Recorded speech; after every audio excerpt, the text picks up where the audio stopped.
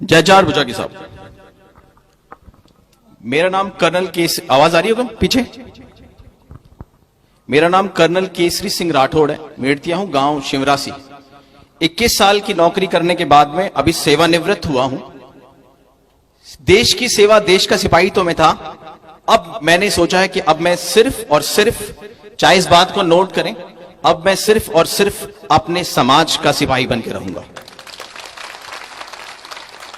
मैं आज आपसे दो तरह की बात करूंगा।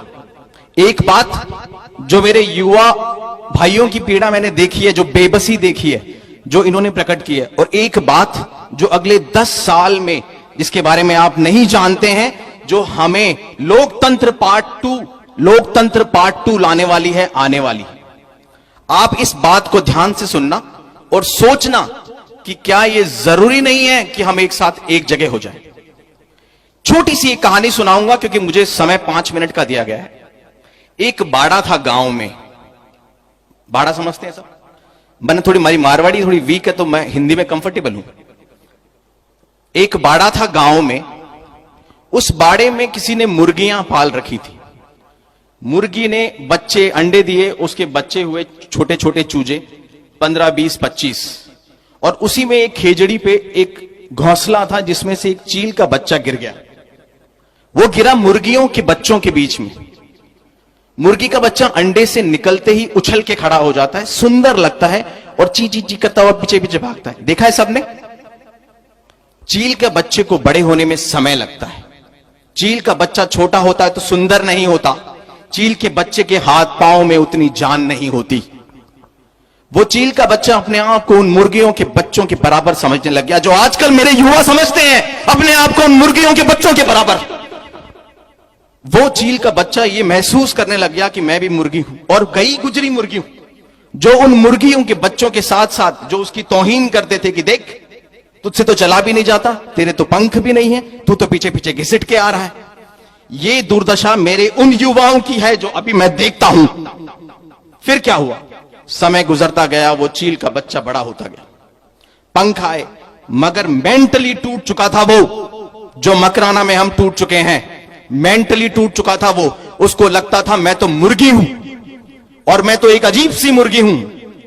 उसे पता नहीं था कि मैं क्या हूं। फिर एक दिन एक चील आई जो उस पेड़ पे बैठी थी, इन्हीं हमारे सरपंचों जैसी, इन्हीं हमारे राजपूत युवाओं जैसी, हमारे कर्नल साहब जोधा जैसी। जिसने पहचाना उसे बोला, अरे भाई, अरे बेटा, तू ये नहीं है जो इनके साथ है, तू अपने आप को पहचान। नहीं पहचान पाया, देखा ही नहीं था कभी उसने। फिर जब उसने उसको समझाया, उड़ के दिखाया और एक हाथ खोल के झापड़ मारना सिखाया, तब उसे समझ में आया वो क्या है। और जिस दिन उस चील के बच्चे ने अपने पंख खोले और एक झपीड़ मारी, तो आप सोच सकते उन मुर्गियों के साथ में क्या हुआ। तो मेरे चील के बच्चों, मुर्गियों के बीच पड़ के अपने आप को मुर्गी मत समझने लग जाना।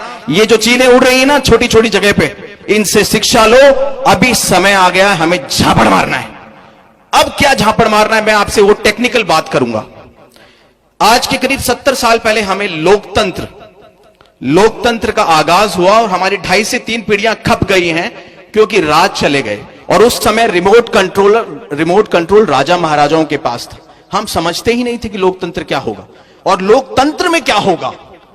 आज 70-75 साल के बाद हमने ये पहचाना है कि हमारी ऐसी तैसी हो गई। क्यों हो गई ऐसी तैसी? और वो जो बुद्धिजीवी वर्ग ऊपर बैठा है वो भी पहचान गया है कि 5000 साल से 10,000 साल से, सतयुग, त्रेता, द्वापर, कलयुग से अगर एक वर्ण व्यवस्था बनाई गई थी, अगर एक समाज में क्षत्रिय को स्थान दिया गया था, युद्ध करने की जगह दी गई थी, अगर वो प्रशासन में थे, एडमिनिस्ट्रेशन में थे, अगर आज 70 सालों से उनको उठाया है या हटाया है, तो वो जो भेड़ें थी जिनके आपने गिन लिए और उनको वहां बैठा दिया। भेड़ों की भीड़ ने जब लोकतंत्र पे कब्जा किया, तो आज आप देख रहे हैं क्या हो रहा है। ये जो बच्चे कह रहे हैं, ये हो रहा है। अब मैं आखिरी में 2 मिनट में आपको कुछ सांकेतिक रूप से टेक्निकल बात बताना चाहता हूं। मैं 21 साल की नौकरी करके आया हूं और मैंने देश के करीब हर राज्य में नौकरी की है। और मैं राजनीति और नॉन राजनीतिक बुद्धिजीवियों से, जो आईएएस भी हैं क्षत्रिय समाज के, आईआरएस भी हैं, आईपीएस भी हैं, उनके साथ बैठा हूं। ध्यान देने की बात यह है, मोदी और योगी जो बीजेपी में हैं, उन्होंने इस बात को समझा है कि 45-42 सीटें हैं लोकतंत्र में, लोकसभा में, उसको 750 करने की जरूरत है। यानी कि वो लोकतंत्र का दूसरा पड़ाव, 1.5 गुना लोकतंत्र बढ़ने वाला है। यानी कि हर चीज का परिसीमन होगा। यानी कि हर पंचायत समिति से लेकर, हर जिले से लेकर, हर राज्य से लेकर देश में 1.5 गुना हर चीज बढ़ेगी। 5 साल में, 10 साल में, 15 साल में। यानी अगर 50% लोकतंत्र तब आया था तो 25% लोकतंत्र अब आएगा। उस टाइम हमारा रिमोट कंट्रोल उन राजा महाराजाओं के पास था, अब हमारा रिमोट कंट्रोल हमारे पास होना चाहिए। अब आपको यह समझने की जरूरत है, अगले 5 से 7 साल तक अगर साथ नहीं दिखोगे तो फिर बांटे जाओगे, उस तरीके से बांटे जाओगे, लोकतंत्र उस तरीके से परिसीमन करेगा, उठ नहीं पाओगे। आपसे निवेदन करता हूं, जो आज सरपंच हैं, किसी पदाधिकारी में हैं, किसी लेवल पर बैठे हुए हैं, कि मेरे इन युवाओं के उस भविष्य के लिए, इस परिसीमन के लिए एक साथ अगले 2.5 से 3 साल दिखना जरूरी है। 70 साल का 5% 3.5% होता है, 70 साल का 10% 7% होता है। कल मेरी मैं नाम नहीं लूंगा, काफी पॉलिटिकल स्टेट लेवल के हैं, उनसे मेरी बात हुई। उन्होंने कहा, कर्नल साहब विश्वास रखो, अगर साथ भी दिख जाओगे ना राजपूत, क्योंकि राजपूत एक ऐसी शक्ति है जिसको संयोजित करना आसान है, उसका आप नेतृत्व करना बहुत मुश्किल है। उसको अगर आप ये कोशिश करो कि हम इसको डायरेक्शन दे देंगे, गाइडेंस दे देंगे, नहीं लेगा। उन्होंने कहा 3.5 साल से और 7 साल में जिनको आप प्रतिद्वंद्वी कह रहे हैं ना, वो अभी 8 है ना, 8, अगली बार 5 या 4 और उसके बाद सीधे 0, उसके बीच में नहीं रुकना है। इसलिए मैं आपसे निवेदन करूंगा, 1 अंदर देखो, 2 अपने चील के बच्चे जो मुर्गियों के बीच हैं उनको शक्ति दो, जरूरी है, आप लोग दे सकते हैं।